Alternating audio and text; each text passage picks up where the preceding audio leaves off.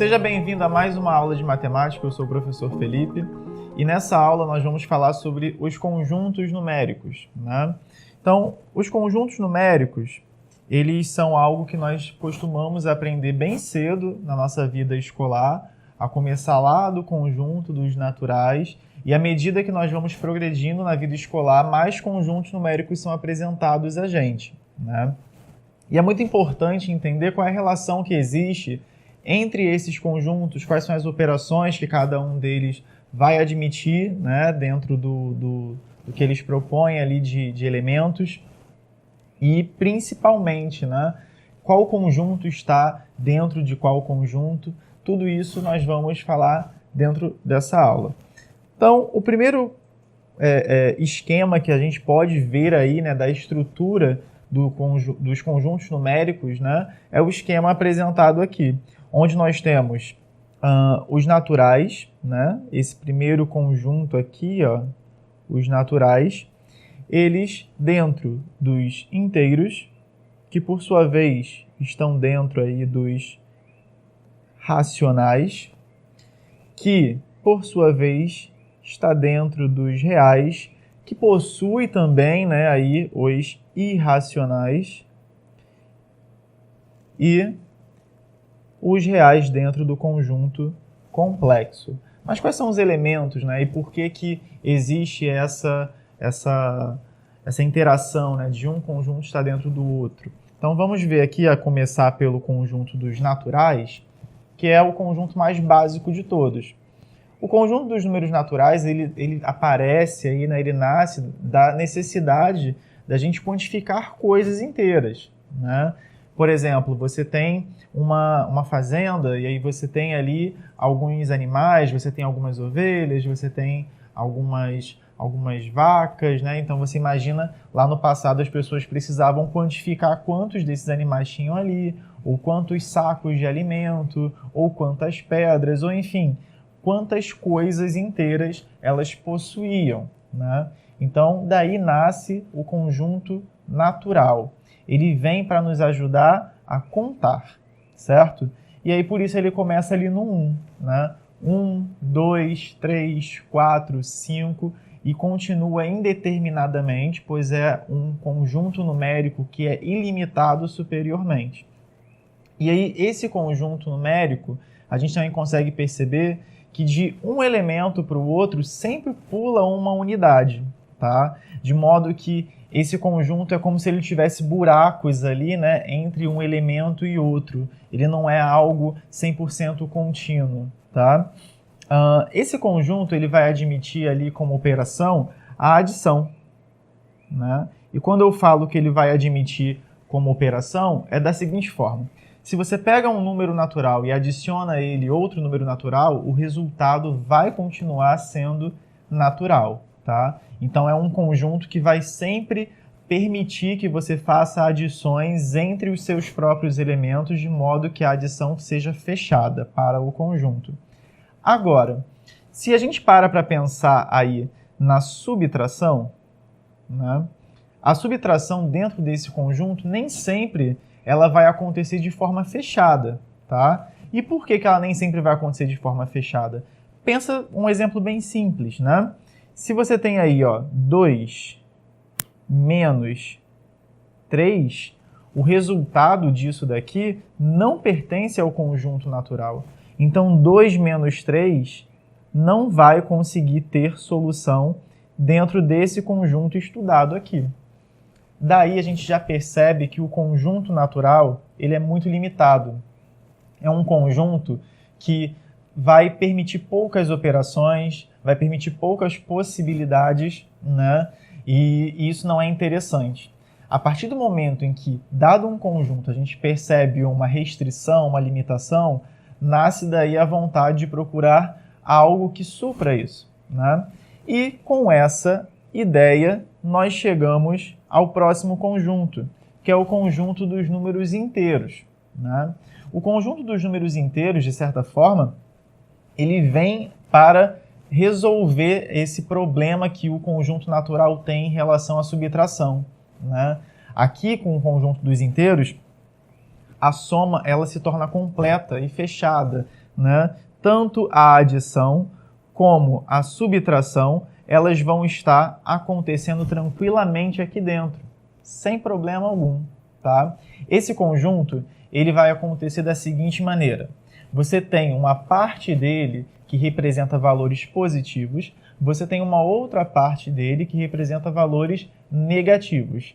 E entre esses valores positivos e negativos, você tem o zero.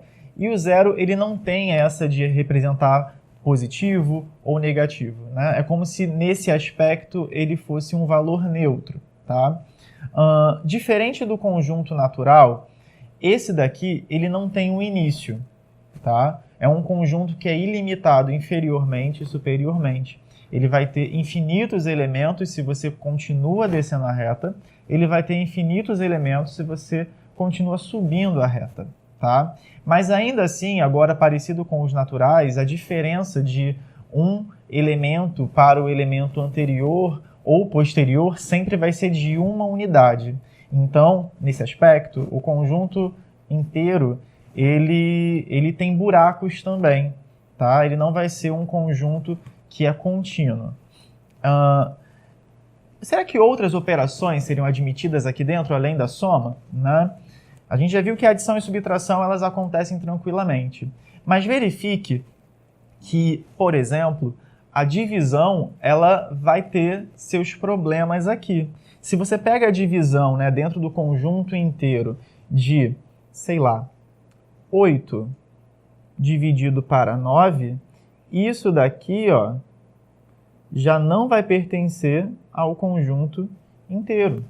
Porque 8 dividido para 9 não dá um resultado inteiro. Se você já assistiu outras aulas, né, onde falamos sobre números decimais e frações, você sabe que 8 nonos é o valor de um número decimal, não chega nem a completar o inteiro, tá?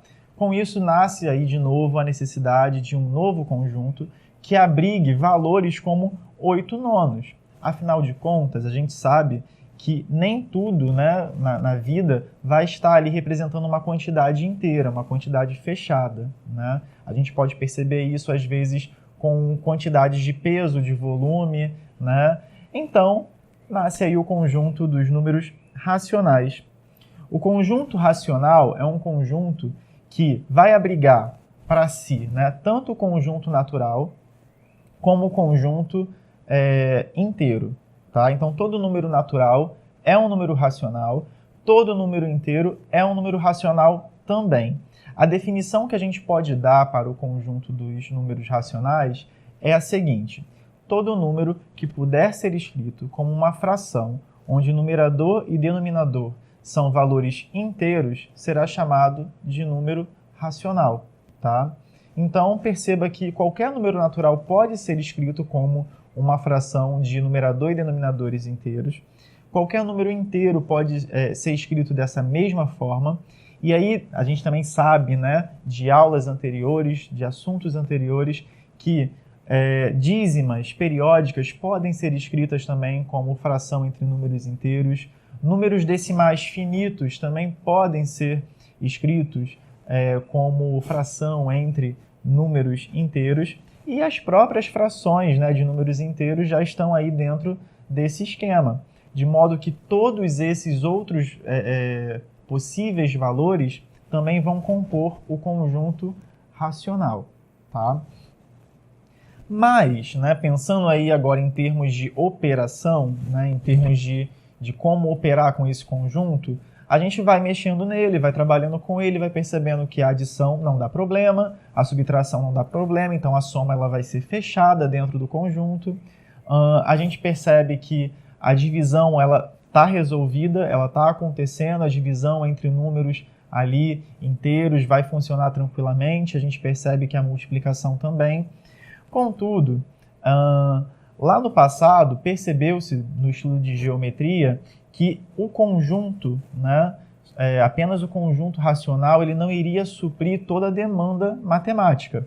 Por quê? Veja bem, se você tem aqui um quadrado, tá, de lado 1, como o da figura, você traça ali a diagonal dele, né, diagonal de medida D. Ao fazer, né, os cálculos utilizando ali o teorema de Pitágoras e tudo mais, você encontra que a medida da diagonal dele é raiz de 2. E quanto vale raiz de 2? Raiz de 2 seria um número, né? Seria um valor numérico que pertence a qual conjunto?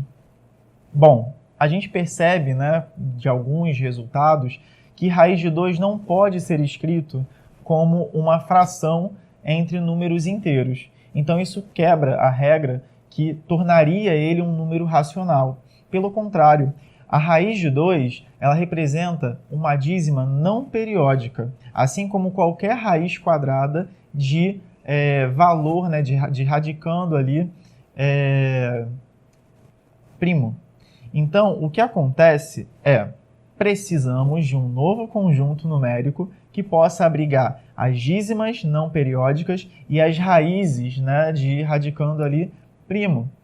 Quem seria esse conjunto? É o chamado aí conjunto irracional.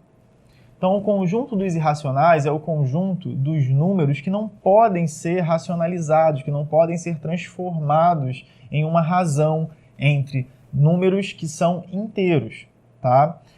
A chegada desse conjunto é extremamente importante para a matemática, porque mesmo o conjunto racional, né, que é um conjunto um pouquinho mais completo do que os que vinham antes dele, ainda tinha alguns buracos, né? Se a gente fosse pensar numa reta, seria uma reta com muito menos buracos, muito menos furos do que o conjunto natural inteiro, mas ainda assim tinha, né? Tinha. E esses buracos, eles são preenchidos pelo conjunto irracional, de modo que quando a gente soma, né, esses dois conjuntos, quando a gente une esses dois conjuntos, o conjunto racional com o conjunto irracional, chegamos a um conjunto completo, que é o conjunto dos números reais. O conjunto real ele já vai aceitar trabalhar com todas essas operações que nós estamos acostumados. A adição, a subtração, a multiplicação, a divisão, as raízes, as potências, né? Então é um conjunto que dá muito mais possibilidades. É um conjunto 100% contínuo dentro da reta.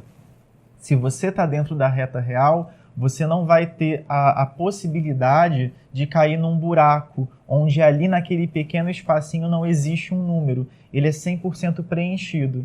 Ele é infinito, né, inferiormente e superiormente. Tá? Então, em termos aí matemáticos, para a gente, é um conjunto muito importante a se trabalhar. Nós vamos definir funções em cima dele, nós vamos resolver equações utilizando esse conjunto como base aí, né, como conjunto que abriga o conjunto solução.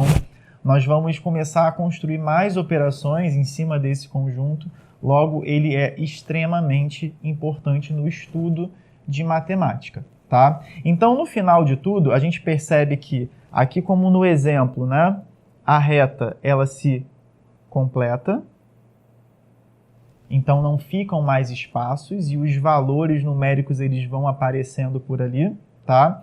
E, acima de tudo, né, quando a gente vai observar aí o diagrama, ele fica dessa forma aqui.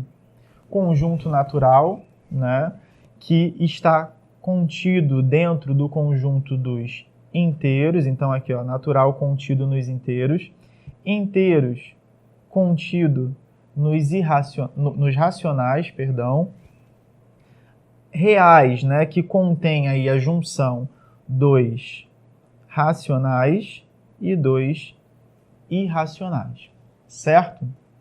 Bom, pessoal, bons estudos, até a próxima, tchau, tchau.